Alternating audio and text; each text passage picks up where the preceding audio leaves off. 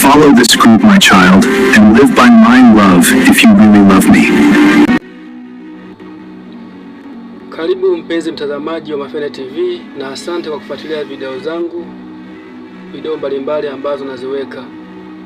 Kwa wewe ambaye hujasubscribe channel hii, tafadhali naomba usubscribe kwa mwanafamilia wa Mafene TV, na Mwenyezi Mungu akubariki.